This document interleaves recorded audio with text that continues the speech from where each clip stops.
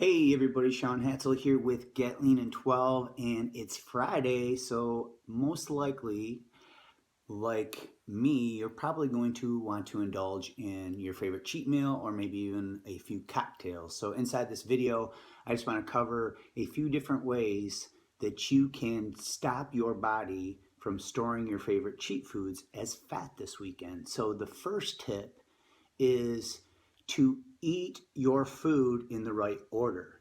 There's been some studies and research showing that if you eat your protein, like animal meats, or your vegetables, or a combination of both, before you eat your favorite high carb cheat foods, that you will minimize fat storage because you'll keep your blood sugar a lot more stable.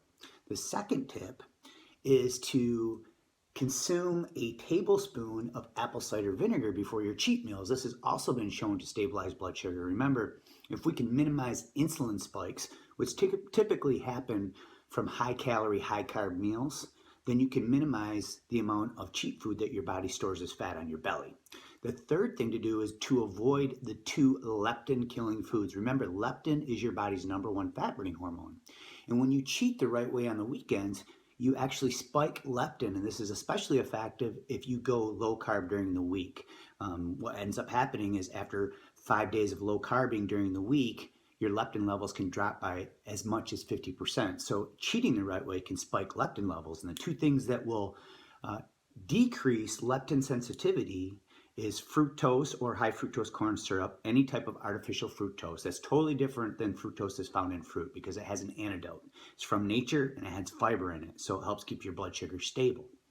So make sure that you avoid fructose and high fructose corn syrup when you go to eat your cheat food. Pay attention to the labels if you're eating at home. The second thing is alcohol. Now, we all love to indulge in alcohol. So the key is to make sure you try to have a cheat meal or two before you indulge in your favorite cocktails. Also, just make sure that you minimize alcohol intake if you do decide to eat before you cheat, because alcohol has also been shown to suppress leptin levels.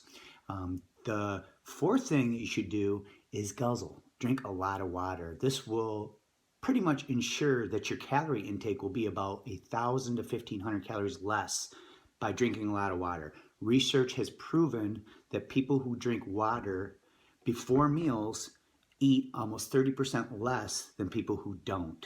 The next thing is, after your cheat day, you're probably going to weigh a lot more, maybe 3 or 4 pounds more on the scale. And don't let this mislead you. That is water weight. For every gram of carb you consume on a cheat day or when you eat cheat food, your body will hold almost 3 grams of water. So the day after, make sure you increase your water intake dramatically. Try to get at least a gallon of water the day after your cheat day.